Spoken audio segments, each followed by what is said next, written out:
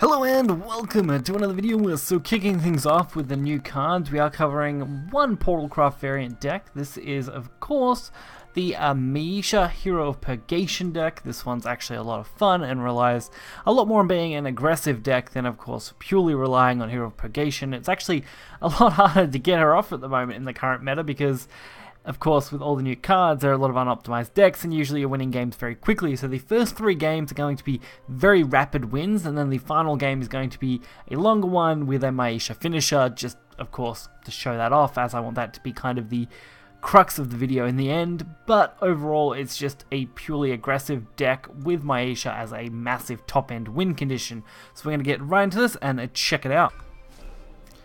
So the Rune and Portal decks seem to be quite popular at the moment. A lot of people are running them, which is not a huge surprise. I've been seeing a couple of hand buff bloods as well, so that's not a big shock either. But I had a lot of fun with this Portal deck so far, and we are going to explore more options. I've got about 7 or 8 deck ideas lined up for the next week, so that should be a bit of fun, ranging from things like Unlimited Draw Sword to a Rotation Draw Sword and Aggro Swords and things of that like, along with, of course, Buff Blood and a Ramp Dragon and things like that. So of course, a great starting hand, double silver, that's actually great. Being able to of course push her out quickly is actually pretty insane. Especially against Rune, which typically will have a slower start in the 1 to 3 turn range.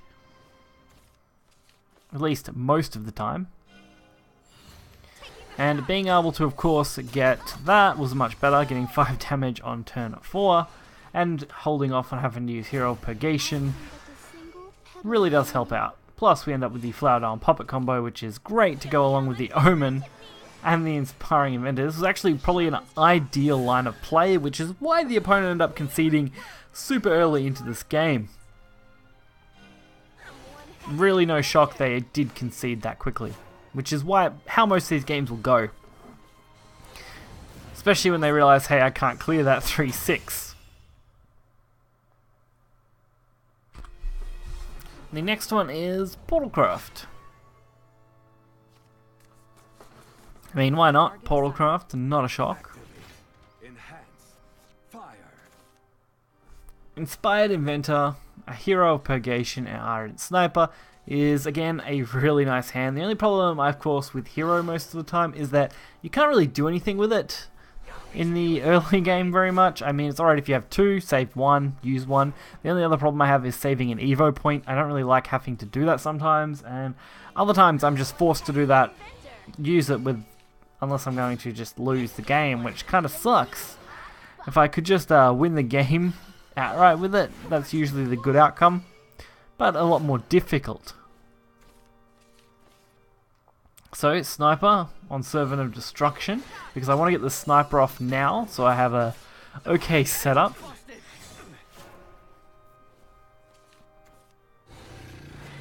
And the Magisteel Lion isn't a problem at all. And we end up with a Loco, so that's actually an okay card just to play out at this point in the match, since getting them to 11 was very easy. And the Icarus plays not too much of a worry. I mean, it does mean they're going to clear 3 things out here, which is a little bit of a problem, but going into a turn 5 Omen of Destruction actually looks promising. Since they didn't clear everything, that's even better. They also don't have a way to deal with another Sniper. So playing that next turn could be pretty devastating if we get that far. And of course, plenty of damage. You might say I'm a genius. With an Evolve, if they don't wipe this board out now, we definitely could win this game. I accept defeat. Which is, of course, why we lead to the Portal player conceding. But like I mentioned, we're going to get the concede games out of the way reasonably quickly. This is just how most of my games typically go. I find the Maisha finisher is not so much a guaranteed win con, but more of a if I get dragged out that far win con. So it's much more of a, of course, being a 10 drop being a much more control card. Of course, you could also use it turn 7 to buff something if you make that kind of setup and just go for the +4 in Storm, which is also quite an acceptable play, or of course, keep a 1-drop in hand and just use that and go turn 8. That's also a very good option. I have found definitely that Sniper is pretty much a guaranteed win going first. It's very hard to lose if you can make sure that Sniper's in your hand, which is why I typically will mulligan my entire hand to aim for Sniper unless I have a pretty decent curve turn 1 through 3 anyway. It's the only exception usually.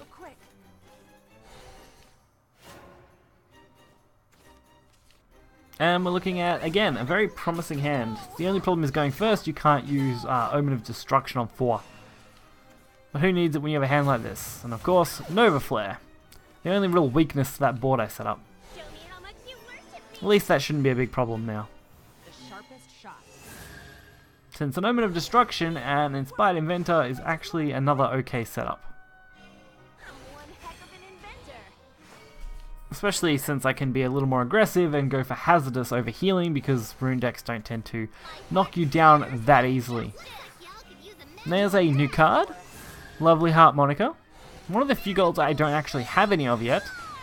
Because I haven't bothered to craft any because I'm not really sure about the card. I want to wait and see. I've crafted a lot of other cards, so I don't really have the need to craft it until I see how the meta settles down. Or unless I'm really interested in giving it a go. I'm really not missing many golds. So I did decide to forego any Monica play later on. Just to go full aggressive here, since leaving them at 1 health is kind of devastating. Especially when all we need is a rush of any kind. Truth Adjudication. Unfortunately, they missed the heal completely. That's gotta hurt. Now, we're saving the best for last, like I said, the Blood matchup. This is where we actually get a chance to see Maisha in action. Of course, these decks are not perfect. This is like literally the night of release for the mini expansion that I'm making this video. And it's currently nearly midnight for me making this, so great. We're literally 1 minute to. And there it goes, midnight. Anyway, kicking off the game, we start off with a pretty average hand as far as draw and power and stuff go. Getting the Disciple is great, but it's still going to be a little slow waiting until about turn 3 to really go off. And since we have to deal with this 4-2, we really don't have many options. Because we can't actually deal with it this turn.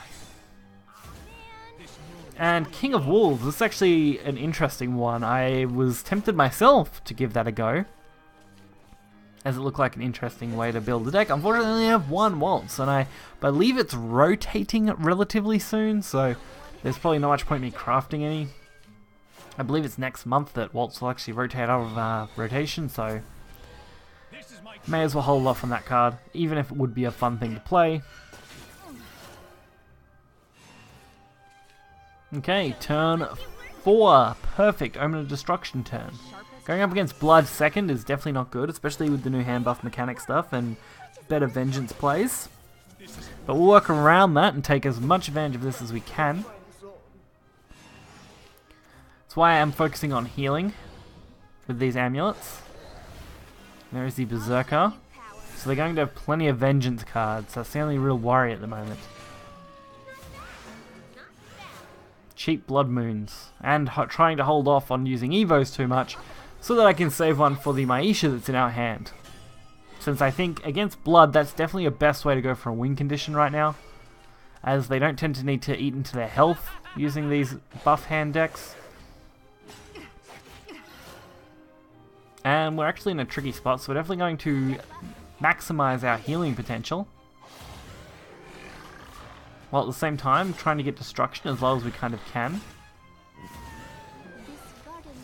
Which is why I do end up targeting the Flower Doll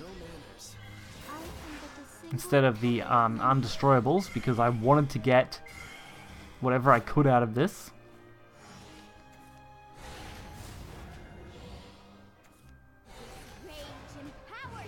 And that is going to hurt. 10 damage to our face. This was the literally most risky couple of turns I had. So I had to, unfortunately, sacrifice this. If I had made a better play though, I could have actually kept up the Omen instead. I was a little disappointed in my thinking. I could have easily went Puppet and then Omen and sacrificed both of the low cost cards and then just suicided the other one into, of course, that, and I would have been left with an Omen of Destruction on board, which could have potentially healed me now. Unfortunately, all I can really do is try to bide my time and hope they don't have another buffed Storm card in hand, by trying to put up a decent ward. Even if it doesn't have an attack power, having a ward on board definitely could help us out. So Blade of Light it is, removing attack but giving us ward and defense. And luckily for us, still no Storm. And a really nice setup here. So all we need is one turn, and to manage to hold on to some of this damage. Since Maisha is actually at a decent damage total, I believe 14. And here we go, Hero of Purgation.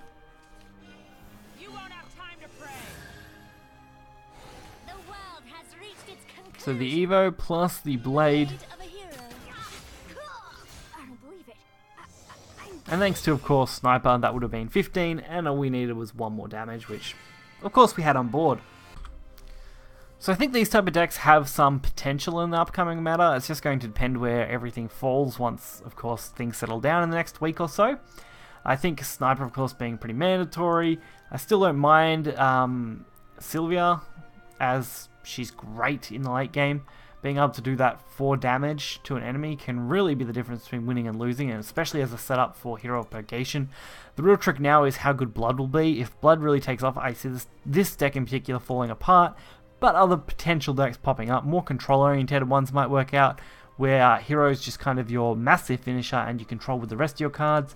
Omen of Destruction isn't bad in this deck either, of course, although I never went for black in the end. I always end up getting Hero first when I was playing them, or of course we were super aggressive, so it didn't matter. But hopefully you guys did enjoy this video. If you did, hit the like button and subscribe for more content. You'll find a deck list in the description below. Until next time, see ya.